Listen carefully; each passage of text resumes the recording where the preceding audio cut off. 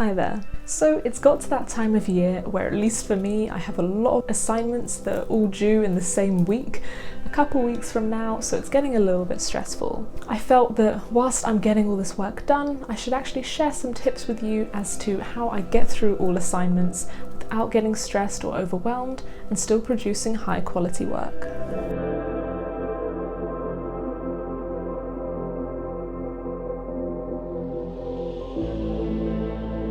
So my first tip is less of a tip, more of just a disclaimer, but I do think it's important to remember to avoid getting stressed, which is not to expect your lecturer or teacher to remember your deadlines for you. This has definitely happened. I see students react like this. It's probably happened to me when I was still in high school, where you suddenly get in a panic because you have a piece of work due in a week or a few days from now, and you had no idea, or you didn't realise it was coming up that quickly. Don't expect your teacher to hold your hand the whole way and remind you that deadlines are coming up. Some of them will, which is great, but you don't want to be relying on that. Be organised and understand and have a good plan and roadmap of where all your assignments are and when they're due, to avoid stress where you suddenly realise that your lecturer hasn't mentioned it, but you have a piece of work due next week, because some of them won't. From there, this goes into my first point really nicely, which is start planning from day one. And by that, I mean go over the assessment guide, your module overview, all that information that kind of seems a bit boring. I know for some of my modules, I wouldn't really bother reading it all because you kind of know what's going on, right? Well, I usually didn't. And so it really helps to know from day one what assessments you have, how many, how they're weighted. That is incredibly important. If you know you have 2 essays, but one is worth 70% and one is worth 30% of your final mark, it's really worth knowing so you know you're gonna prioritise more work for the 70% one. Obviously, you put as much work into both of them, but it can give you some peace of mind if the 30% essay, it has a much shorter deadline, or you're a bit more confused with that. It's not the end of the world if you haven't put 50 hours into that one, which is a bit excessive anyway, but you get what I mean. So my suggestion is to have a rough estimate from day one as to when you will start these assignments. For example, if my first essay is on the topics discussed in week 3, I'm obviously not going to start it until at least week 3, but I probably pencil it into week 4 so I can start getting my outline and stuff done then, and then I can finish it in plenty of time for when it's due. So from here, now to actually plan all your work out, you want to have a weekly timetable with obtainable goals. Now I really stress obtainable because that's going to be the difference between having this beautiful timetable but you don't actually get anything on it done, and having a beautiful timetable with all your tasks ticked off because you could actually complete them. So as I mentioned in a previous video, you want to utilise SMART goals. These are what is going to help your tasks be feasible and things you can actually get done and aren't just going to overwhelm you more. So if you don't want to watch that other video, I will make it short for you. Don't have a task that says write essay, because duh, but that's not very helpful.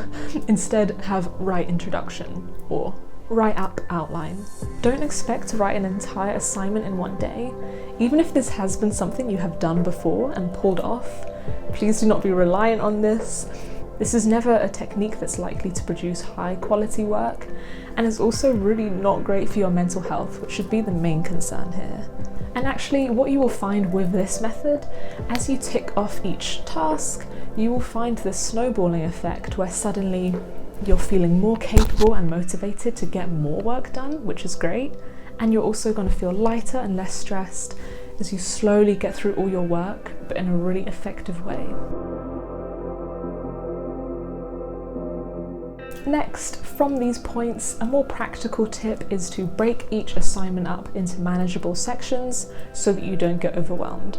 Like I mentioned about saying write introduction instead of write essay. So what this will do is this will actually allow you to work on several assignments at the same time, because you're not spending a whole day working on just one piece of work. You can split them up and actually get through more work in a more time efficient manner.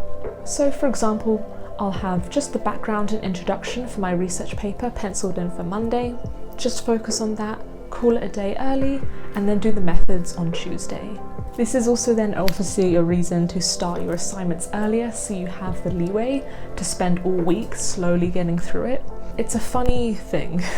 It seems like more work to start earlier when you kind of want to leave it to the last minute because you're unproductive, which I totally get. And this is me basically all my assignments. But whenever I do start an assignment much earlier, it's so much better because then you don't have to spend all day cramming and writing and racking your brain. You do have the flexibility to literally spend 2 hours of the day on your paper and then go home and do what you want. Because you know you still have so many more days just to slowly work on it and have time to edit and have it be really high quality. So I do recommend starting earlier. It seems like more effort, but in the long run, it'll be so much easier. That being said, maybe it is more beneficial for certain people, I do definitely feel this way, to split up your assignments onto different days. So for example, you could, if it works for you, do research report for 2 hours and then do a separate modules essay for another 2 hours on the same day. But some days I'd kind of feel burnt out afterwards and I want to relax. So I'd kind of just alternate days for different modules. I have 3 pieces of coursework at the moment for 3 separate modules. So over this past week, I allocated each module for a different day. So on Monday, I worked on social neuroscience, and on Tuesday, I worked on my research report. This is kind of helpful just to avoid confusion and stay focused. And what it means now at the end of the week is I have a better idea of where I'm at, what I need to prioritize going into next week, and how many more days I need to allocate for certain pieces of coursework. But overall, I have so much more peace of mind now because I've got a very decent amount of work done for every piece of coursework, as opposed to if I'd spent the whole time solely focusing on one. Then it'd be great, I've done my research report, but I still haven't even started my other 2 pieces of coursework and that's still stressing me out. So this doesn't really help with the whole stress side. So it's much better to evenly work on all your pieces of coursework, get to a good midway point where maybe one was a lot easier, so you're much further with that one, even though you spend the same amount of time on everything. And now I can go into next week, finish up everything and relax because I finished all my coursework at the same time. It's high quality and I'm not stressed out during or afterwards.